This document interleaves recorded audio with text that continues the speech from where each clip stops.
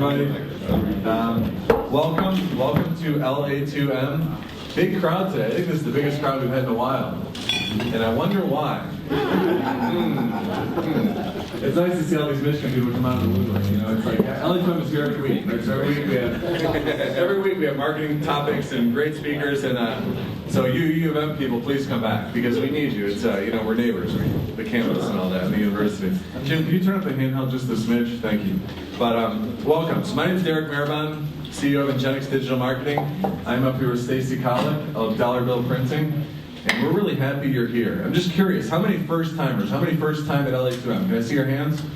Okay, that's a pretty good, big-sized crowd, and I think there's maybe even more. I'm not sure, but thank you. Just so you know, we do meet every Wednesday, except we take off Christmas, and we take off the snow days. We've had a couple snow days. At least I got snowed out. It's funny, the biggest snowstorms seem to hit on Wednesdays this year. And then we take off July and August. But besides that, we're here. So we're like the Postal Service. We're always here. And the good side of the Postal Service. And there's some things. There's some cards on your table. So Stacy is one of our sponsors, Dollar Bill Printing. Here's cards. So if you want to tell your friends about LA2M, you can pass these off. The other card talks about our sponsorship. We are supported by sponsors, and we're supported by the people that show up. So we are a nonprofit. We're a 501c3 educational group. So we hold these programs. It's free to come. If you want lunch, the menu's are on the table. That goes to Conor O'Neill's. It's $10, and it's really good food that includes your lunch and drink and a tip. You're welcome to tip extra. But then, so we support ourselves via sponsorship and also by passing the hat. So I would consider we're kind of old school. We're an old school organization. We're all volunteer based. Carter Sherline volunteers this time to take pictures. Roger Rayle volunteer live streams this every week. I volunteer my time to run it. Thank you, Stacey. I forget what I do. Stacey volunteers. We all volunteer our time. So it's volunteer.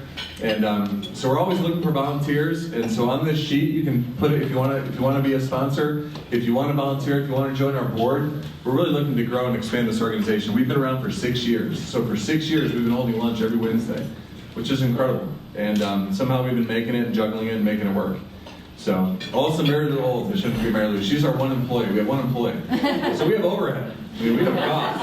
You're marketing people. Like Lisa's running the whole marketing for the university. I'm well worth it. You know about costs. She's well worth it. She pays for herself. But we do pass the hat, and we ask. Well, do you want to say a few words about it, Stacy? Okay, I'll say a few words. This is how we fund ourselves. So we pass the hat. If you could throw a $5 in there, that'd be great. If you don't have any money today, that's fine. Just keep passing it around. But this really helps support us and our hard costs. 10s and 20s are good too. We don't make any money. I don't get paid for this. We do it as a service to the community, and today you're in for a real treat. So hit the hat extra hard today. Thank you. Thank you, Stacy. Stacy's our treasurer. She takes the money to the bank. Arbor is our bank. But anyway, so our sponsor this month, we have sponsors every month. And you're welcome to be a sponsor. It's only $250, and our newsletter goes out to around 2,000 people in Southeast Michigan, which is great. And they're qualified, smart people like yourselves. We get a high open rate, and you also get promotion in the newsletter. You get promotion at the events. And if you look at the sponsor packages on here, we're going to start doing sponsor profiles and some really valuable long-term sponsor things on these cards here. So, anyways, this month's sponsor is Ingenix Digital Marketing. Nobody wanted to sponsor, so we stepped in. But I'm going to let Laura Kirchner, our Chief Client Officer, speak from Ingenix. Hi, I'm Laura Kirchner, as Derek said. And I will just, as a little testimonial, as a sponsor for the first time, we've actually gotten a lot of interest for new business. So just as a plug for sponsoring for LA2M, it actually, we're here every week, we've never sponsored, and I guess I didn't really know, wow, it actually works. So consider it for your business if you're thinking about it. Ingenix is a digital marketing agency where we specialize in inbound marketing. Inbound marketing is a way to help support your business online by driving leads, and we leverage a lot of the common buzzwords today, like social media, blogging, email, but it's really a thoughtful process. We create a strategy to help you leverage these properties to actually drive business and meet your goals. And I work with our clients and our potential new business on a daily basis, and that's the most common question is, I have email or I have a blog, but it's not doing anything for me, what do I do? And so we help create a strategy to make that happen. So, thanks. Oh, sorry, two other things. We have an inbound marketing assessment on our website. If you want to let us know that you're interested, or you could talk to Derek and me, and we can do a call to determine email marketing would be a good fit for you. And secondly, we are looking to hire an account manager. So if anybody knows of someone that might be looking for that type of position or account executive, let us know. Thanks. Thank you, Laura. Laura Kirsten. Thank you, thanks for sponsoring. But anyway, so without further ado, wait, am I missing anything? I'm not really missing anything here. No. The shirt. Oh, the shirt. Can we give you the shirt? Oh, sure. So Lisa? Heck yeah. Lisa, let's model this real quick. We're going to take a quick photo out. Okay, photo op. No, I never get I got the photo op. longer list. Oh, longer lens. Yeah, I went just Wait, you know the rule, 10 pounds thinner.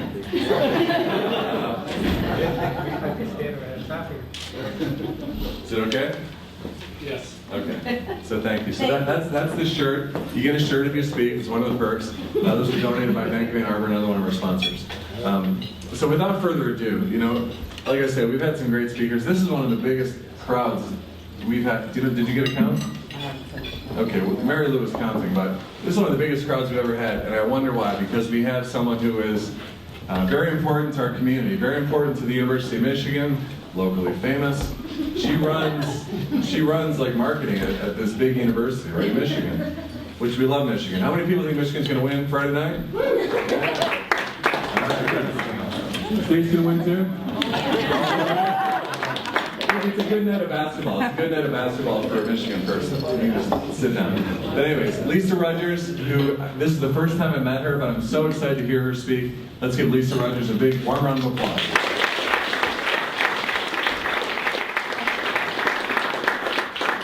Possibly live up to that. Can everyone hear me? Yeah. Great. So, I hope that what I can share with you today is both the enormous responsibility that we feel at the University of Michigan and the tremendous privilege that we feel in presenting and preserving and advancing the university's reputation here in this town, in our state, in our country, and around the world. It is a powerfully strong reputation, and we feel this enormous responsibility every day, those of us who work in communications, to do it right, and to do it well, and to do it with authenticity and integrity. And so that's our job. And just a minute or two about my experience here at Michigan and other places as well. So I did this, I've been in higher education since 1992, first at Rensselaer Polytechnic Institute, Rensselaer in New York State.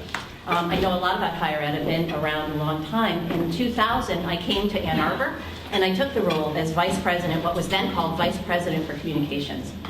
I did that job until 2007, and then I stepped away from it. My husband and I adopted two boys who were our relatives whose dad died suddenly, and so they came to live with us they were just turning 8 and 11. And I was completely freaked out at the time because neither Len nor I had children, and we didn't know how to do that. And so I stepped away to learn a little bit more about how to do that, to adopt the boys, and at that same time I started my own consulting company for higher education. So I worked with a lot of universities around the country. I came back in the middle of 2011. So I left in 2007. I came back in the beginning of 2007. Came back 4.5 years later, almost 5 years later, 2011, the world had changed. The communications world had changed in that amount of time. Social media had exploded. The sense of global communications had exploded. We'd always been a global university.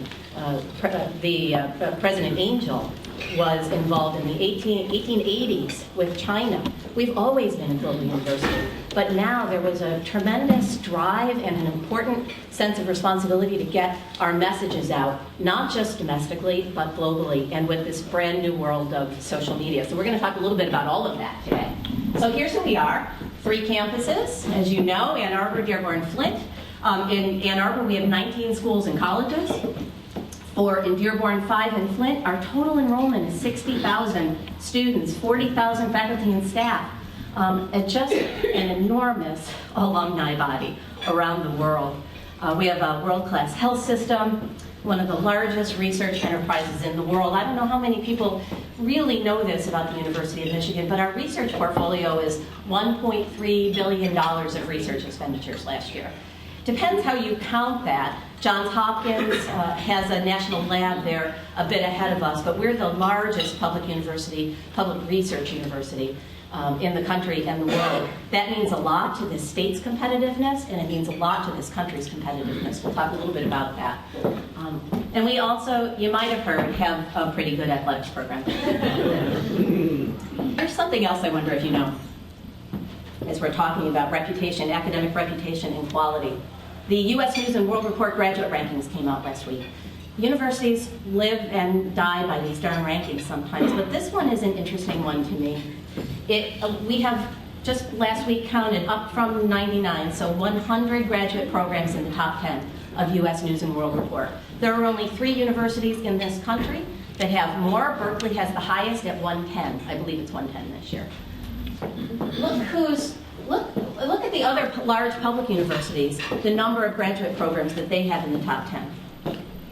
I'm not sure, and here's where we're thinking a lot about what we need to do from a communications perspective. I'm not sure how many people really understand the tremendous breadth and depth of academic quality at the University of Michigan in comparison to all of our peers across the country.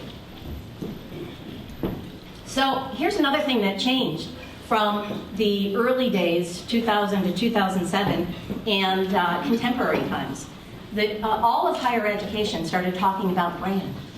And when I first started in university life in the early 90s, I had come out of the public relations and marketing agency. That was a hard word in universities. It was associated with a corporate sensibility.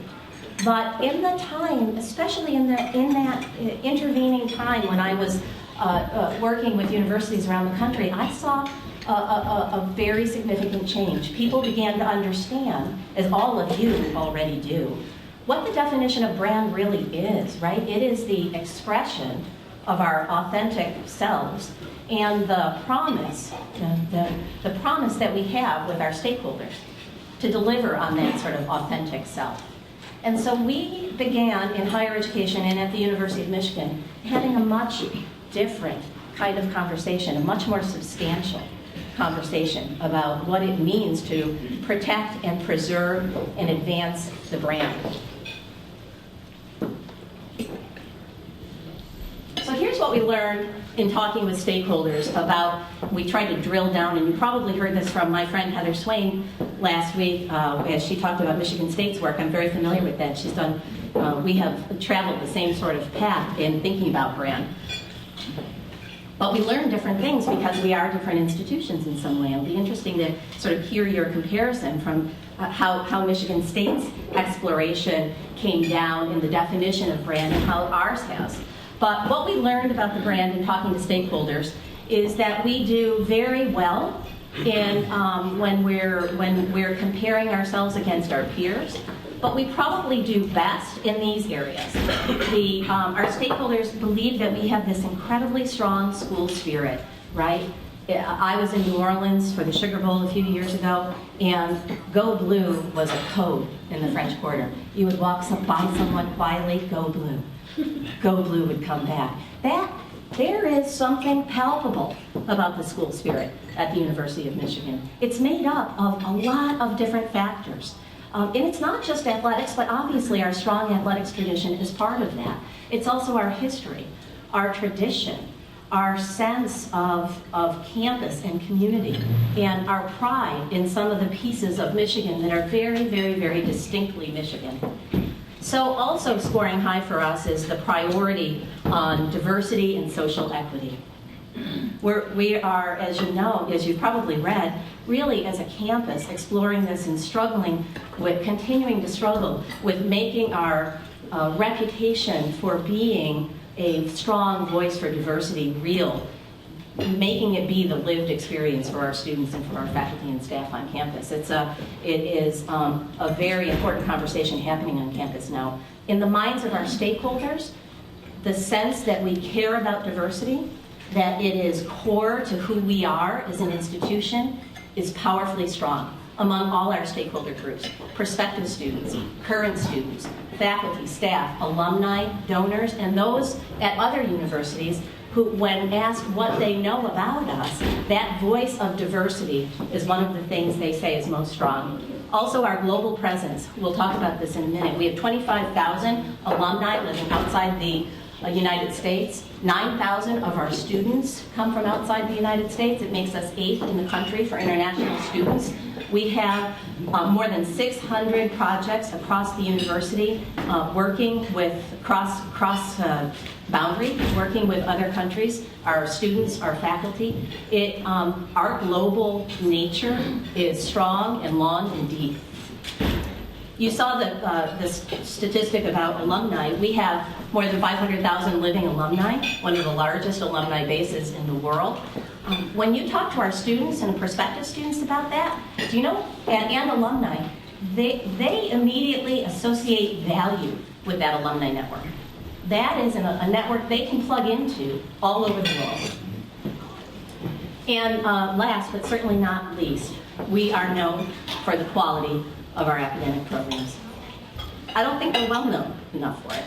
I don't think we're known for 100 programs, breadth and depth, in the top 10 across this country, but we're certainly very well known for the high quality of our academic programs. So here's the brand platform that we built from that. If you like Venn diagrams, I do. It's sort of a 3-pillar approach, and the sweet spot there is really our description of the University of Michigan. It's this melding of the academic prestige, the history and tradition and culture I talked about, and this other really special thing that all of our stakeholders tell us about. We care as a community about public impact. I don't mean just that we're a state-supported institution or we're a public institution in that way, although that is important too, obviously. But I mean that deep down, the folks at the University of Michigan self-select to be part of that community, in part, and sometimes in large measure, because of the public commitment and the public impact that the university has and can have in the lives of so many. And I talk to students all the time, and I'll tell you this is a common theme. Entrepreneurs, they want to do well, and they want to do good. Business school students, engineers, it is not just in one section of the university and another. It's not just in social work or public health or some of those areas where you would think. This strong connection to public impact makes sense. It is very prevalent across our university, and it defines us in large measures. So in that sweet spot of academic excellence and public ethos and history, tradition, and go blue culture, that's where we are. That's the essence and the expression of our brand. We've been using, not as a tagline, but as a sense of how to capture this, that Michigan is prestige for the public good.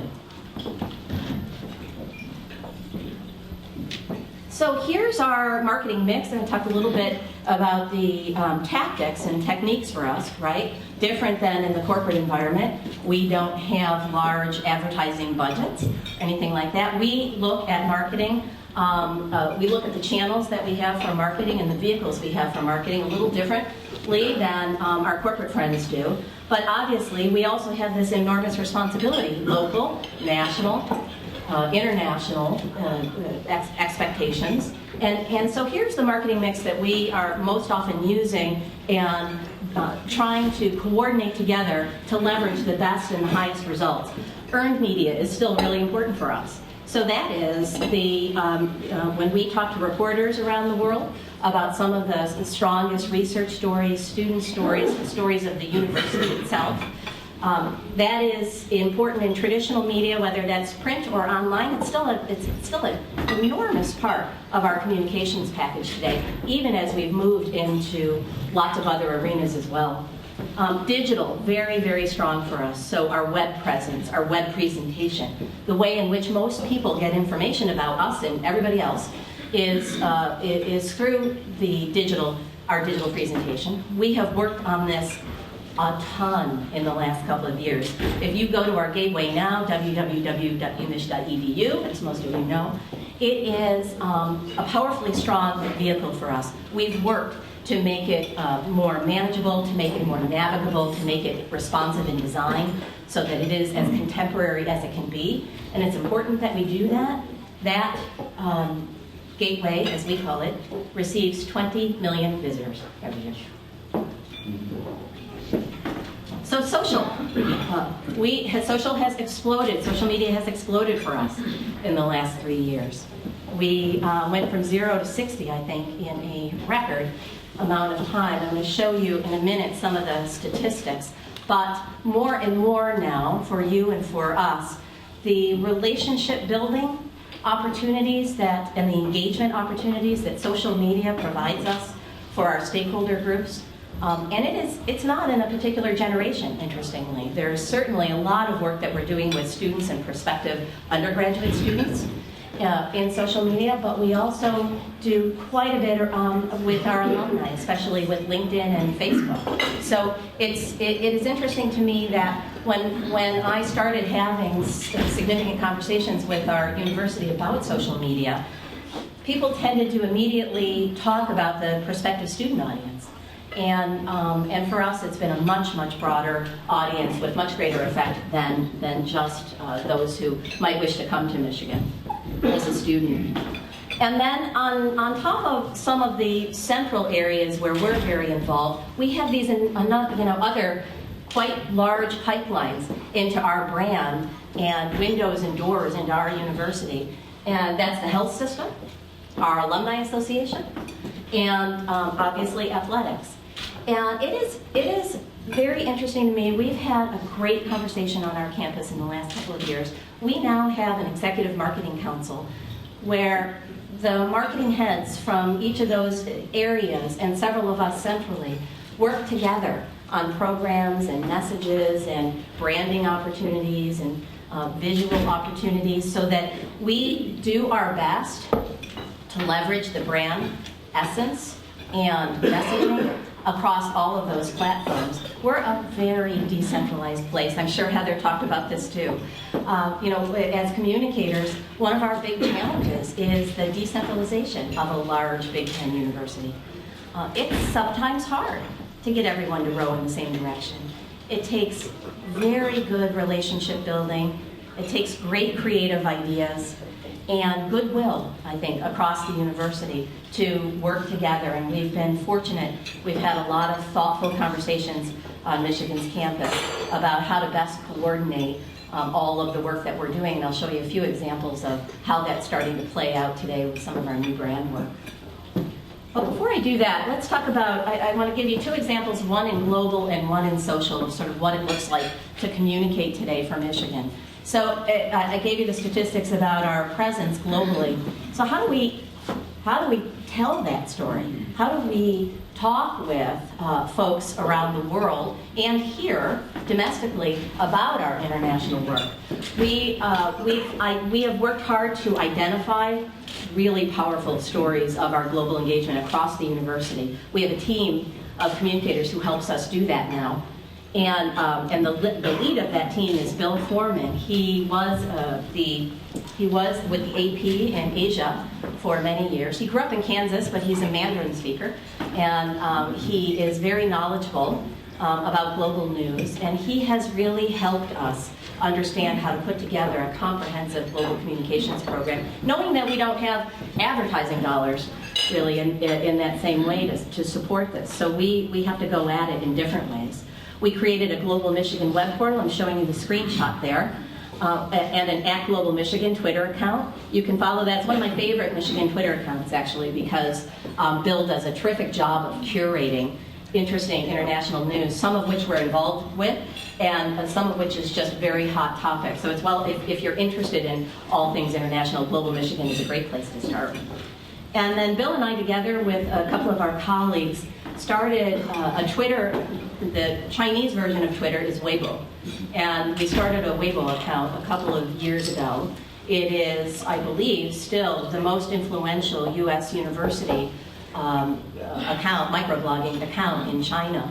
And we've learned a lot about the connection with our Chinese audiences this way. It was always a struggle. I traveled to China in 2011, and I had so many alumni and parents say, we never hear anything about the University of Michigan. And you know, we just struggle with that because it is a challenge all the way across the world with what were our more traditional media channels. But we've made great progress, and Weibo hasn't been a very big part of that. So now several times a day we post in Mandarin about what's happening at the university. And I'm a sort of amateur photographer, very amateur, as I'm looking at our photographer here. But I was really proud one day because I had taken a picture of the cube in the snow, and they posted it on Weibo, and it was their most retweeted. I was so proud of that. But I loved it because, you know, the comments that come back from Weibo, oh, it's so great to be able to see the university. You know, it's so wonderful to stay connected. And so it's heartening to us because social has given us that opportunity. And now we also translate some of our news into several languages. We've followed the path of President Coleman as she's gone on international delegations. And as she's done that, we've established language-appropriate press release translation service so that we can be in country, in language, as much as possible. So right now, with the help of primarily staff members from across the university who are multilingual, we translate into Mandarin, Spanish, Hindi, and Portuguese because President Coleman went to Brazil last year. And let me show you. You won't really, this is just, you know, this is too small for us all here, but this is the month of February, the news stories that our global news service placed around the world. 231 in China, 25 in Colombia, Chile, 37. It's in Spain, 365. So much of this has been a product of translating in language in country. Which is the blue? UK. Oh, where's India? Anybody see India? Left side. Okay, 305 in India. When President Coleman went to India in November, she was, we did a lot of work in Hindi, and one of our staff members who is Indian went with them, went with the delegation on that trip. She's a Hindi speaker, and we did part of our work in English language because India has so much English language, but we did part of our work in Hindi. And there was a large full-page story of the visit and President Coleman and some of the relationships we're building with other universities in Hindi in the largest Hindi language publication. The circulation was 22 million. Wow. It's just enormous. I bring it to our attention because we are familiar with what we know, you know, what is closest to us. And we have done a lot of work. We do a lot of work. I see Kelly Woodhouse in the back of the room. We do a lot of work with our local media, with our regional media. We do a tremendous amount of work nationally. We're familiar with that. It's closer to us. But what's happening in the rest of the world and where our brand is in the rest of the world is very important for our future because we are ever more global, all of us.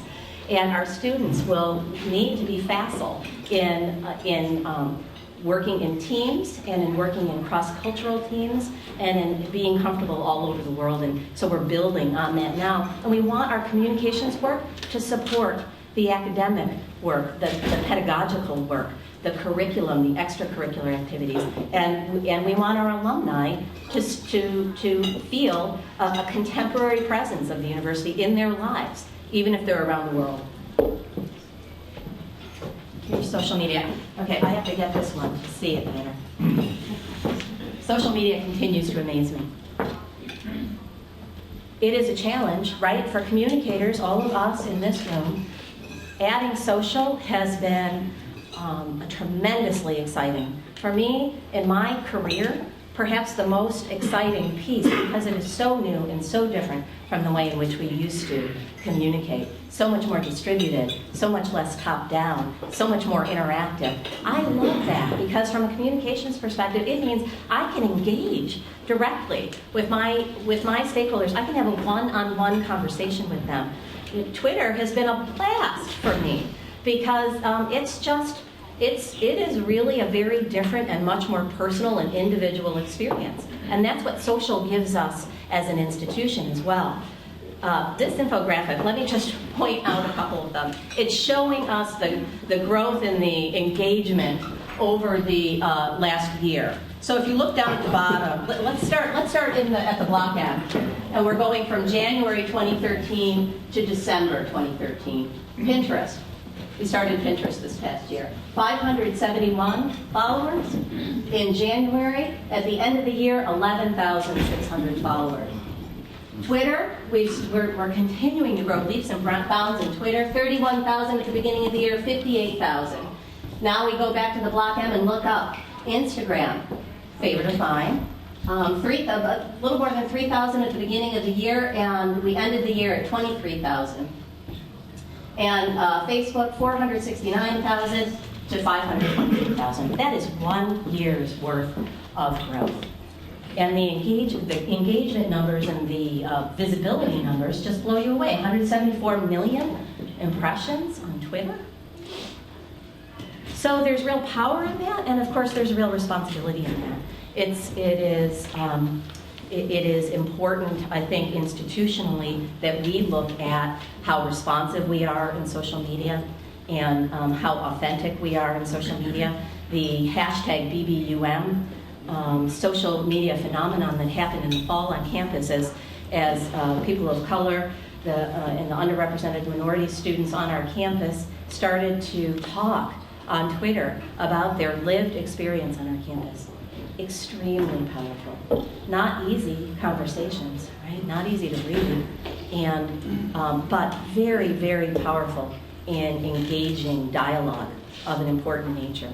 So when I think about social, it is not simply, not at all really from a marketing perspective.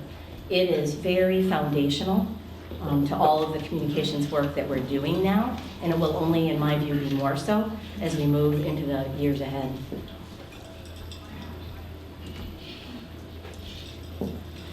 So we launched a social hub. I bring this to your attention in case it's of interest to you after the fact, www.umich.social.edu. I think that's right. I can find it for you if that's not right. But we just debuted this month, and it is for the first time we've been able to put together. I was telling a group of communicators on campus last week that I really think we're growing up in social media now.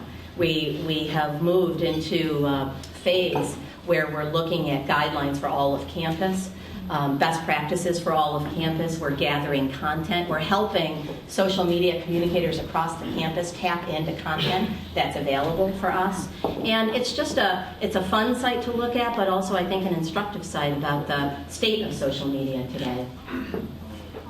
So one other piece I want to hit on, I want to see how we're doing on time. A few minutes. One other piece I want to hit on is visual identity. This question was asked of me, actually, when I came back to the university in 2011. Are we a house of brands or a branded house? At the time, no matter where you went on campus, you could find a different permutation of the Block M, or perhaps no Block M at all. Everyone had individual logos. We highly value our independence at the University of Michigan. And I get that. I so get that. But we've had a phenomenal conversation, a great dialogue on campus in the last 2 years, led by our brand manager, Steve Bush, who I saw here today. Very thoughtful conversation about how is it that we best leverage that, as I call it, bright, shiny, happy Block M. How is it that we leverage that, we share that? It has incredible brand equity. It is so recognizable, one of the most recognizable collegiate marks. Our alumni are instantly passionate about it. Our prospective students want so much to be part of that. And it's all captured for us. We're so lucky You know, it's so fortunate for the University of Michigan. It's all captured in shorthand in that Block M. So we did a little refreshing to the Block M this year. We made the colors a little bolder than they had been across a lot of the university. We created a toolkit for all of campus to use. Now, all of those individual departments, if they want to, it is not dictated at Michigan, but we strongly encourage them to be part of the program. And they can fill in, and there's an automatic generator. They can fill in their information, and the logo with the new visual identity pops up for them. And I see we've had more than 1,000 people units take advantage of that, areas, departments across the campus already. And it just makes for a much more powerful collective presence when we're looking from the outside in and not from the inside out. And I think really that's one of the things we've tried to do the most of in the last few years. Universities are by their nature, you know, the work that goes on is very important, and they're very involved in what's happening on that campus. But from a communications perspective, we have to look from the outside in and understand how our stakeholders are perceiving us. Maybe I'll leave you. I want to take some time for questions. Maybe I'll leave you by playing our two spots. These are both 60-second spots, and then we can talk a little bit more. But the one opportunity we have for more national broadcast is through we call them public service announcements. The NCAA calls them public service announcements, and you'll see them, you've seen them over the years as we receive a spot in each of the games that are televised. And we receive a television spot time in each of the games that are televised. And those add up in value. And it's been very hard for universities to break out and do some different things. I think now, the last couple of years, universities, higher education has done a better job of just being more differentiating in their spots. It used to be you would look at all these television spots and there was the guy in the lab coat, looking in the microscope, talking to a student, panning to a beautiful brick campus, and then you're done and you had no idea what university was that. So we took some of the learning from our conversations with stakeholders and some of the defining of the brand that I showed you today, and we tried to do something different with our spots. This is the first one. It's airing now, and then I'll show you the second in the series, which will air next year, which has not been public yet, which will air next year, although I think it is available online. Oh, now see, I was doing so well. Hold on, let's see if we can get back there.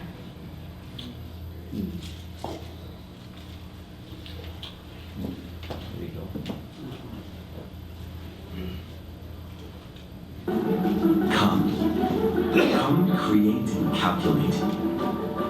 Shatter both records and stereotypes. Build improbable machines and impossible medicines.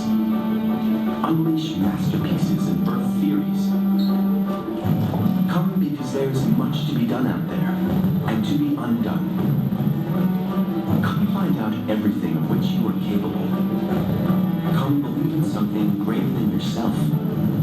An experience unlike any other awaits you here. Here, dreams are in need of your voice. Fragile ideas await your strength. Come answer his call. Join this assembly of minds. Put your grand imagination to work.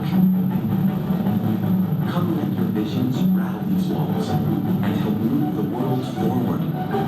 Come join the leaders and best, the victors valiant. Come to Michigan. I'll play it a second.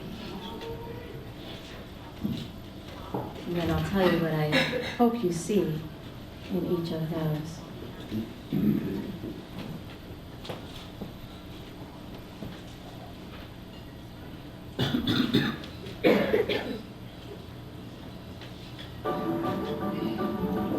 This is our world. What we choose to do with it is up to us. Right now, our world needs help. It needs energy. medicine, art. Our world needs breakthroughs. Ground to be broken. Games to be changed. It's going to take students and teachers, ideas and idealism, a lot of brilliance and a little crazy, people who can believe in something greater than themselves. Right now, our world needs victors, and this is where they are made. Come, join the leaders and best, the victors valiant. Come to Michigan. So I hope what you saw in that is some of what we've been talking about, that the university is global, it's aspirational, it cares about public impact, maybe more than anything else, that it's excellent, obviously, and leadership-oriented, but for a greater good, for a greater collective good. And that's what we've been about. We're working very hard to understand the best ways to do that in a contemporary environment, and it's been a blast. And with that, I'll take questions.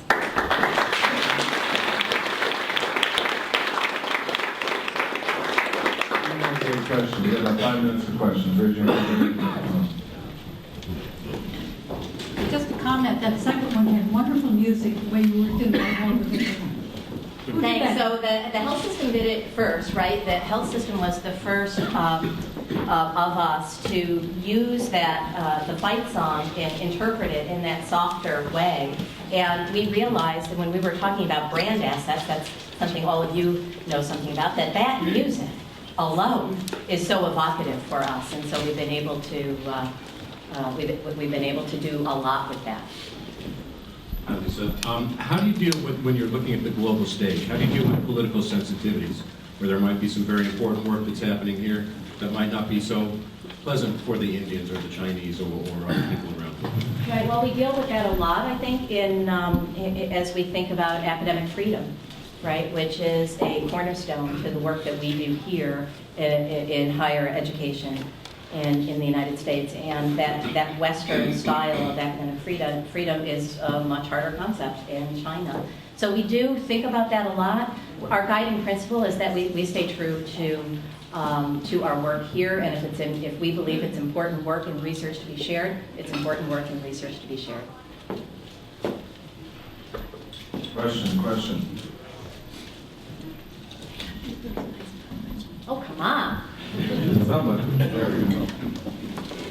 This is going to be a little out of the ballpark. Do you guys have any way to quantify the sort of brand value that the high revenue sports bring to the university? You know, I've seen various valuations, but I don't think any of those really get to it. I think that's hard because it's quantifiable in revenue, right? It's quantifiable in visibility in networks, in broadcast. But I think what's not at all quantifiable is the sense of community that it gathers, the sort of cultural sense that it creates for Michigan that is so distinctive. And you know, really, there is no other public university that is as excellent academically and athletically at that same level, right? It is our great treasure in many ways, but I think it's nearly impossible to quantify. One last question up front. Yeah, my question, I'm in mobile trucking and trailers, and I'm seeing a trend in online education. How progressive is Michigan in online education? Mm-hmm. And I'm also a sub in Ann Arbor school, so. So I think online and a combination of online and in person it's very interesting what's happening right now. Michigan was one of the founding members of a group called Coursera that was really has begun to explore the boundaries of completely online, borderless education. And the numbers were crazy. Some of the original courses that our faculty members put online had 50,000, 75,000 people registering for the course. But I think it's still at very experimental stages. I know that there are many different kinds of experiments going on around campus now to understand learning outcomes from online education, because not all online education is created equal, and you have to learn something at the end of the day from it, and I think there's quite a bit of work to be done there. I'm also interested in how the educational technology is starting to influence the in-classroom experience of our students. So now, much more often, you'll see students who are doing some of the more rote work of a class, say physics or chemistry or something, and then their classroom time, online, and then their classroom time has more time for engagement. So I see the future of online both for a global opportunity to tap into the brand of Michigan and its education, but also to affect positively the campus experience for curriculum. All right, it's 12:45. Let's get Lisa Rudgers. I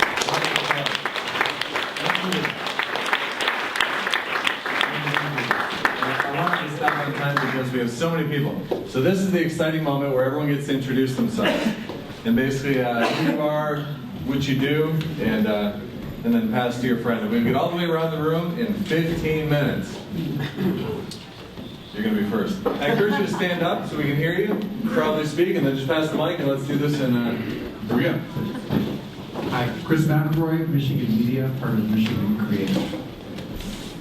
Roger Hart from Michigan Photography, part of Michigan Creative as well. Steve Schramm, General Manager of Michigan Radio. Thank you for your support. Excellence, Director of Marketing at U of M. Hello, I'm a sophomore at University of Michigan. Go Blue. I'm actually repping the U of M sweatshirt, and I'm an organizational studies major. I'm also interning at Ingenix. Susan Harris, I'm an alum and former staff. My name's Emily Prague. My name's Emily Prague, and I'm on my 6th internship. I have a broad range of experience. I'm actually a Spartan, though, but my brother went to U of M, so it's in the family, too. We're a house united. And I'm interning with Ingenix right now, and I'm helping LA2M with their Twitter and Facebook.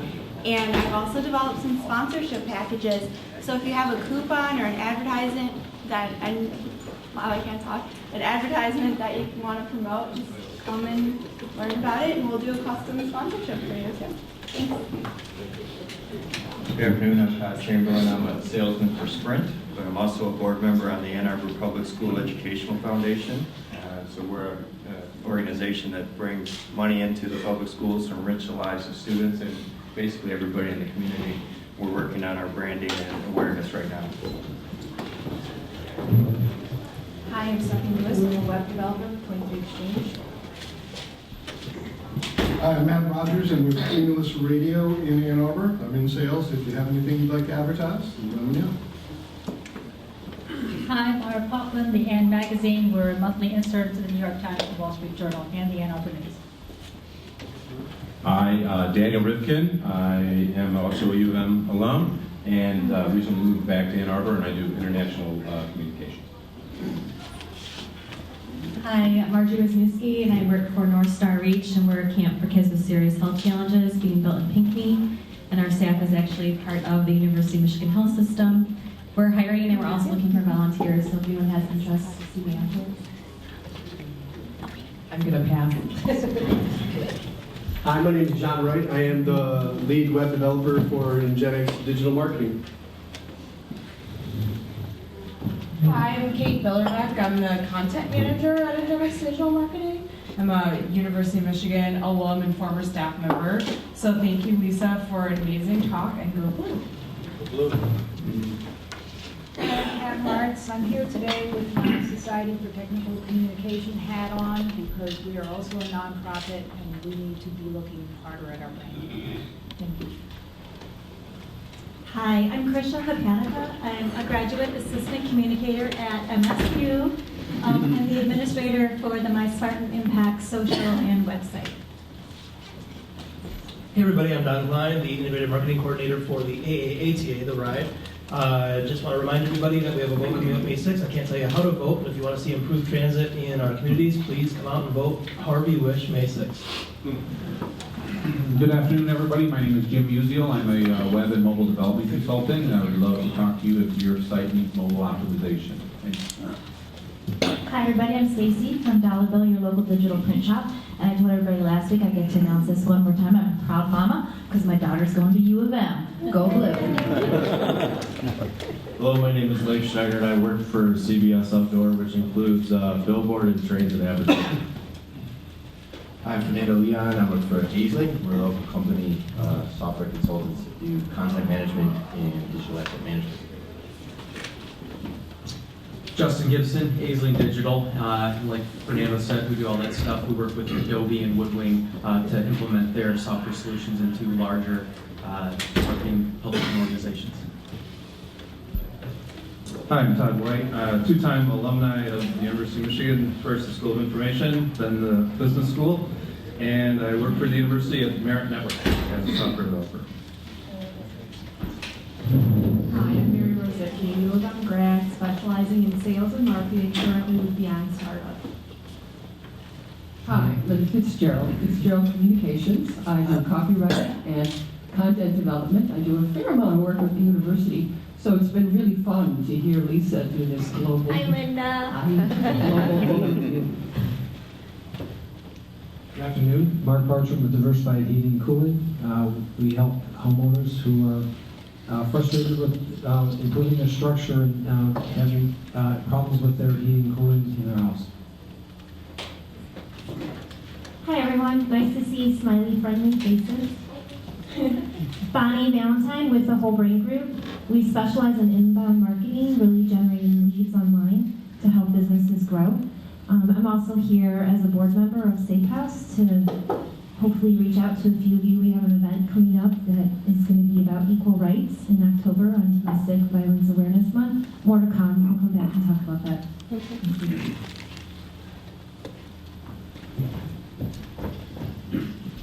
Hi, I'm Steve Kravitsky. I'm the Director of Marketing at Michigan Radio. If you're a fan of the Moth and storytelling, we're excited to present the Moth main stage here in Michigan. We're doing a one-night show May 28th at the Wharton Center on the campus of the other big state university in East Lansing. Tickets go on sale tomorrow, and you can find out more at michiganradio.org. Thanks. Hi, I'm Guy Winter. I work with the marketing group. As heard from today, I'm the Director of Account Services at Michigan Creative. Hi, I'm Jennifer Thompson, and I work for nonprofit Society for College and University Planning. Good afternoon, my name is Elizabeth Sickles. I work for Asahi Glass, and I do marketing for advanced technology for automotives. I'm Jim Davis. I'm Vice President of Marketing and Sales for Wave Aircraft, and I'm a Carnegie Mellon alum, but we love University of Michigan because so many of our guys are teaching here. I'm Bud Gibson. I created the search marketing program at Eastern Michigan University, and I too am a proud Carnegie Mellon alum. All right. Whoa. Go I'm Bob Shannon. I'm a CPA, Local 1, and I specialize in helping startups, high-tech startups, with their business planning, accounting, and tax planning.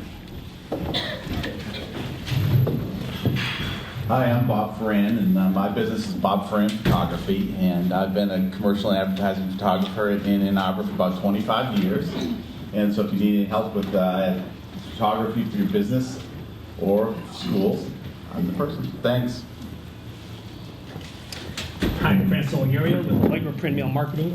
We provide email marketing, digital print solutions, as well as mailing and ad specialty items. Good afternoon. I'm Kevin Kuchera, Associate Vice President for Enrollment Management at Eastern Michigan University. Hi everyone, my name is Amanda Holdsworth. I'm the Marketing and Communications Manager at the University of Michigan's Business Engagement Center. So we are the front door to the university when companies want to come work with us, sponsor student groups, do research.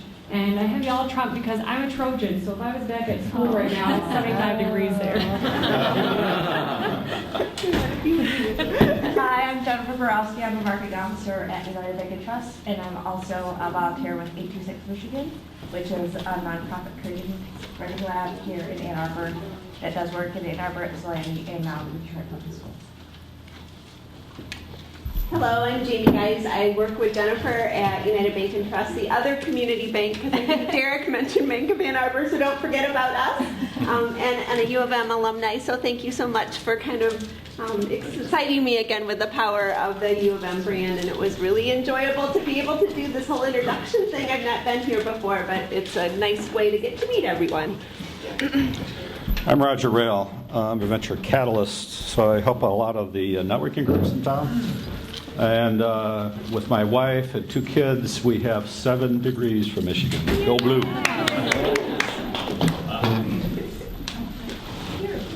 My name is Tom Bobany. I'm the owner of Mobile Exhibit Specialist. We specialize in those great big semi-trailers you might see at NASCAR. We've also done a trailer in the past for a .com company, which was online learning.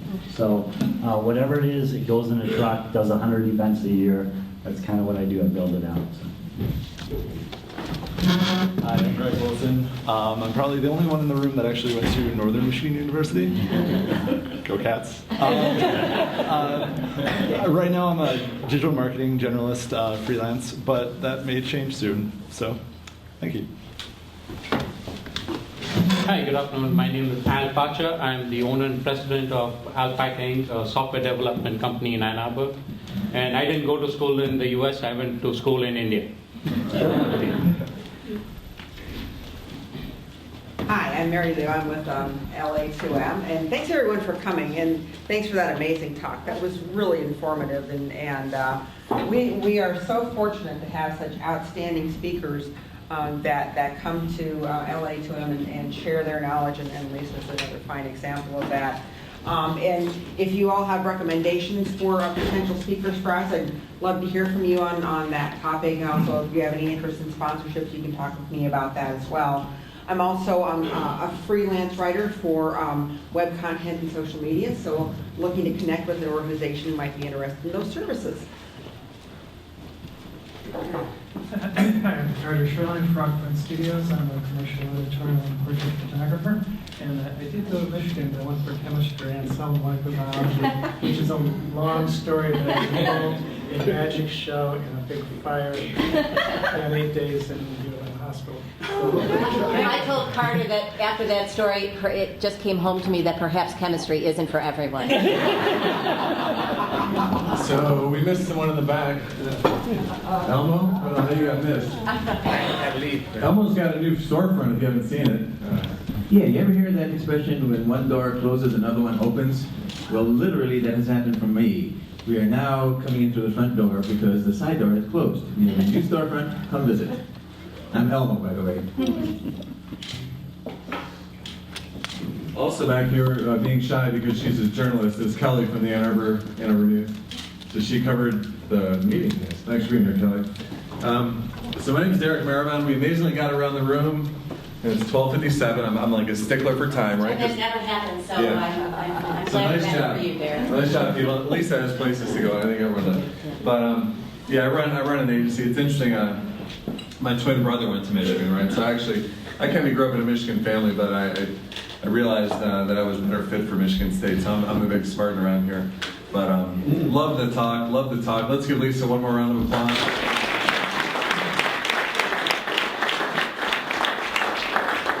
Talk. Yeah, neighborhood banks. We'd love for you to sponsor. I've talked about you all day. I'll talk about you in a minute. But no, and Mr. Sham, good to see you. I know Ryan, I know your son, so good to see you. But what a turnout today. I love this. This was so nice, and all because of you for coming. But next week, we have Ross Johnson, who's awesome. He runs a design firm called 3.7. He's a WordPress specialist, so any of you that use WordPress or want to learn how to do it, he's going to be talking about some real advancements in WordPress. It should be a wonderful talk. And as I always say, go out, help others, make some money in the process, and have lots of fun. So we'll see you next time. Thanks for coming.